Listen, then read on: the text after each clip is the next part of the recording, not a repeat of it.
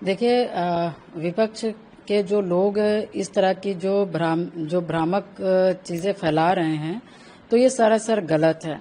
जितना मैंने राजू पाल जी के लिए जाना है और जितना मैंने उनके लोगों और उनके परिवार से जाना है, क्योंकि मुझे उनके लिए लड़ाई लड़नी थी, तो मुझे खुद स्वयं जानना था कि वो कैसे थे। तो जितना मैंने जाना, राजू पाल जी अतीक अहमद के लिए कभी काम नहीं किए और वो किसी के लिए काम नहीं किए। वो अपने उमरपुर नीवा जो गांव है जहां पे उनकी जन्म हुआ था, वहां के लिए वो काम किए, लोगों के लिए काम किए, वहां पर माताओं बहनों के लिए काम किए।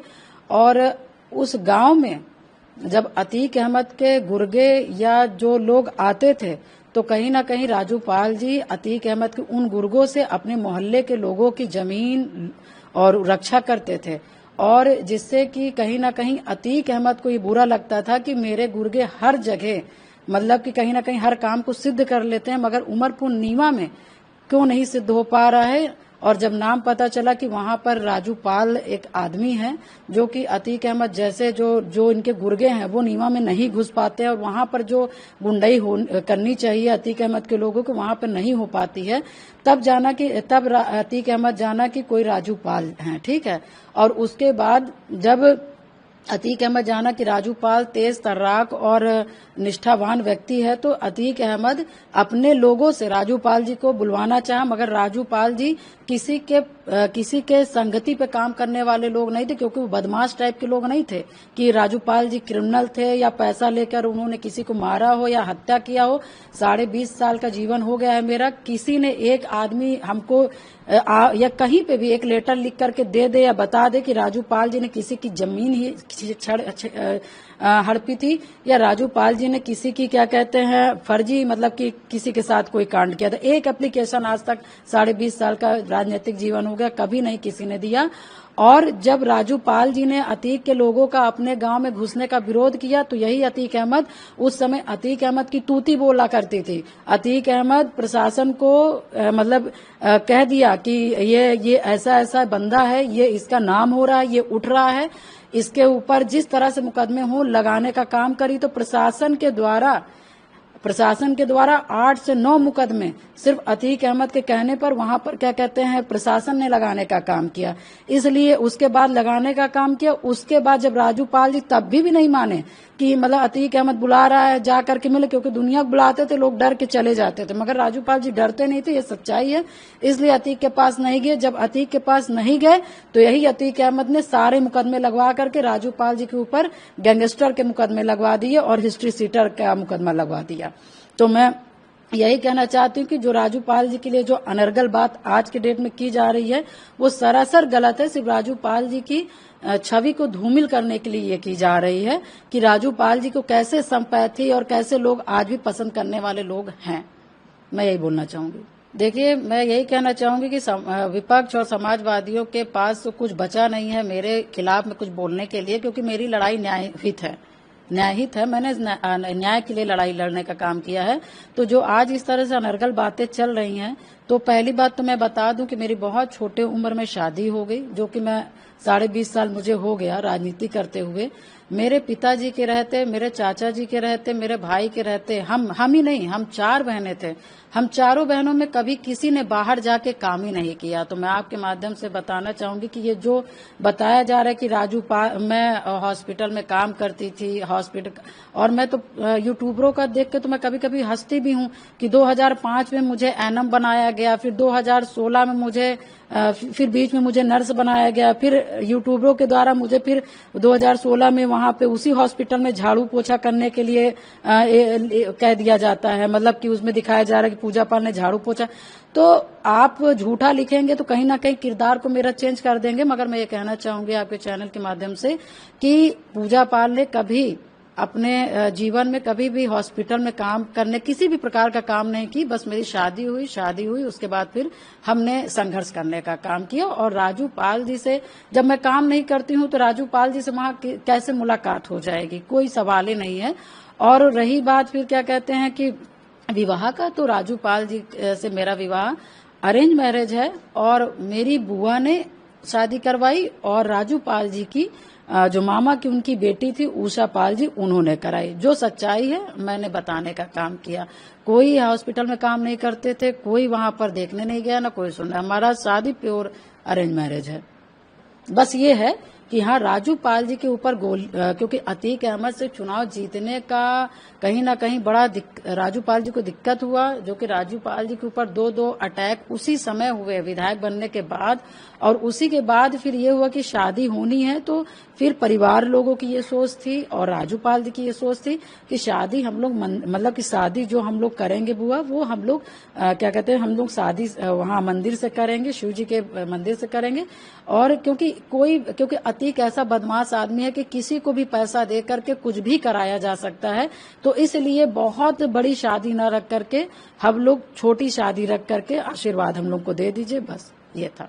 देखिए, मैं इसके बारे में यही बोल सकती हूँ कि मैंने, अब मुझे तो बताना नहीं चाहिए, मैं चैनल पे ऑलरेडी बहुत विस्तार पूर्वक मैंने बता दिया, जो कि नहीं बताना चाहिए। लोग मना भी करते हैं निजी जीवन के बारे में बात करने पे, मगर न बताइए तो लोग कुछ भी छापते रहते हैं। जो कि मैंने पूर्णतः जो सही था मैंने बताया कि जिस तरह से, क्योंकि अतीक अहमद ने पहले मुझे प्रलोभन दिया, मैं उस पर नहीं टूटी। उसके बाद क्या कहते हैं, मुझे डराया गया, मैं डरी नहीं। उसके बाद फिर क्या कहते हैं, मेरे ऊपर लूटपाट, छिनैती, डकैती, हत्या के मुकदमे मेरे ऊपर लगाए गए, मैं उससे भी नहीं घबराई।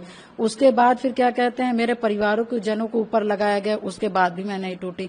तो आप ये देख रहे हैं कि जिस माफिया से मैं लड़ती आ रही हूँ, तो क्या कहीं ना कहीं वो रंजिश दूसरी तरीके से नहीं निकाल सकता। तो ये मैंने बताया, जो शादी थी वो कहीं ना कहीं मुझे प्रयागराज से, मेरी राजनीति से, और मैं हट जाऊंगी तो राजू पाल का जो मुकदमा है वो खत्म हो जाएगा और अतीक अहमद से फिर से यहाँ कब्जा हो जाएगा, क्योंकि ये लड़की यहाँ नहीं रहेगी। तो फिर कहीं ना कहीं हमारी राजनीति वापस आ जाएगी, हमारी पहचान वापस आ जाएगी, राजू पाल का मुकदमा खत्म हो जाएगा। इस उद्देश्य से मेरे अपने ही लोगों को मिला करके किया गया। और जब मुझे पता चला तो मैंने इसका विखंडन किया और मैंने फैमिली कोर्ट में मैंने इसका दायर भी किया। देखिए मैं जिस तरह, देखिए मैं पहले चुप रहती थी, मगर मुझे लगता है कि मेरा चुप रहना ही, जो आज आपने पहला सवाल किया, वो उसका सबसे बड़ा वो है कि जैसे पहले किसी ने राजू पाल जी के लिए लिखा तो मैंने नहीं बोला कि चलो ठीक है, किसी ने बताया भी नहीं। मगर वही छोटी छोटी बात को लेकर आज सब तरह के लोग बात कर रहे हैं। तो जो मेरे निजी के जीवन के बारे में वो बात कर रहे हैं, तो आज ये समाजवादी की चाहे महिलाएं हों चाहे पुरुष हों, उनके मुखिया को मैंने बताया था। तो आज इस तरह से अनर्गल बात किसी महिला के लिए, खास करके जो पीड़ित और जो संघर्षशील महिला रही हो, जिसके जीवन में सिर्फ दुख के सिवाय जीवन में कुछ नहीं मिला, तो आज उनको शर्म आनी चाहिए इस तरह की टिप्पणी करने में। क्योंकि वो बता रही कि हमको बताएं। कोई इंसान अपना दुख या घटना या षड्यंत्र क्या घर में पेपर बना के, क्या पेपर घर घर में बांटता है? जब दुख आता है, जब जीवन में संघर्ष आता है, तो उससे लड़ने का काम करता है, ना कि जा करके कहीं बताने का काम करता। जो मैंने सीखा, हो सकता है ये लोग बताते हों, मगर हमने कभी बताना नहीं सीखा, हमने लड़ना सीखा है, हमने उससे बाहर उबरना सीखा है। मगर जिस तरह से समाजवादी की महिलाएं और ये जो लोग हैं, जिस तरह से एक महिला का निंदा कर रहे हैं, मुझे इनकी सोच पर तरस आती है कि इनकी सोच किस तरह से, और जिनकी सोच इस तरह से है, उनको समाज किस तरह से देखने का काम करता है, उनको खुद पता है। इनकी खुद की इज्जत नहीं है, ये दूसरों की इज्जत की बात करते हैं।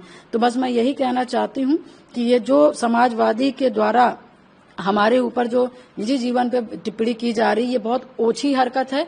क्योंकि पता न होता तो आप बात करते तो ठीक था, मगर बस ये है कि चाहे महिला हो चाहे पुरुष हो, कितना मैं बोल लूं पूजा पाल के खिलाफ, कि ताकि हम नेताजी के सामने हम बड़ा सा नंबर कैसे लेकर उनके सामने जाएं, बस इस पे लगी हुई हैं और किसी पे काम पे नहीं लगी हुई हैं। सिर्फ अखिलेश यादव जी को हम नंबर कैसे उनके सामने बढ़वा दें, इसलिए पूजा पाल के निजी जीवन के बारे में बात करें, क्योंकि कोई टिप्पणी कुछ प्रकार के नहीं है।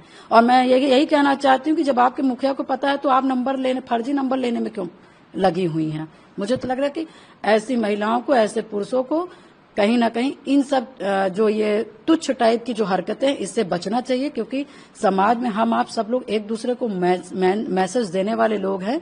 कहीं ना हमसे समाज कुछ सीखने का काम करता है। और देखिए, षड्यंत्र, परेशानी, संघर्ष, घटना, ये किसी के भी जीवन में आ सकता है, चाहे वो राजनीतिक व्यक्ति हो, चाहे वो सामाजिक व्यक्ति हो, चाहे वो बिजनेसमैन हो और चाहे वो कोई किसी तरह का व्यक्ति हो। ये सारी घटनाएं जो होती है वो किसी भी के जीवन में घट सकती, किसी एक का नहीं है कि एक ही के ऊपर घटा है। और जिस तरह से हमारे ऊपर टिप्पणी की जा रही है, हम इनके यहाँ की टिप्पणी करना चालू कर देंगे तो इनकी संस्कृति, इनके परिवार लोगों ने क्या सिखाया मुझे नहीं पता है, मगर मैं जानती हूँ कि मेरे परिवार के लोगों ने कभी ओछी हरकत करना नहीं सिखाया। तो मैं इनके बारे में बहुत कुछ नहीं बोलना चाहूंगी, बस ये कहना चाहूंगी कि एक जो पीडीए का जो पाठशाला ये लगाए हैं, इससे अच्छा है कि पहले पीडीए के पाठशाला से अच्छा है कि पहले ये लोग अपना एक पाठशाला लगा करके पढ़ने का काम करें कि हमें महिलाओं को कैसे इज्जत देनी है। तो क्या इन सब चीजों को लेकर आप आगे कार्रवाई या किसी से शिकायत कर रहे थे? हाँ बिल्कुल, देखिए क्योंकि मैं जिस तरह से देख रही हूँ कि दिन पे दिन से भी है, लोग अपना नंबर बढ़ाने के लिए कुछ भी बोल जा रहे हैं। तो मैंने शासन में और मैंने डीजीपी साहब के यहाँ मैं गई और उनसे मैंने पूरा लिखा पढ़ी करके, जिन्होंने जैसे उल्टे सीधे, देखिए मेरे जीवन के बारे में आप सही लिखिए, मैं गरीब परिवार से थी, मेरे पिता दुकान चलाते थे, मेरे पिता साइकिल की दुकान थी, उसमें हवा पंचर सब काम होगा, मगर आप इसको लिखिए जो सही है। मगर आप किसी के बारे में गलत और अफवाह जो मतलब कि जो जीवन में हमने किया ही नहीं आप उसको वो करेंगे तो ये गलत बात, उस पर मैं टिप्पणी करूंगी, उसका विरोध करूंगी। और मैंने शासन में मैंने डीजीपी को लिख करके दिया है और इसको कहीं ना कहीं इस पर संज्ञान लिया जाएगा और जो भ्रामक और जो गलत तरीके के तथ्यों को दिखाएगा उसके ऊपर कार्रवाई भी की जाएगी। ये मैं मांग करती हूँ शासन और डीजीपी से।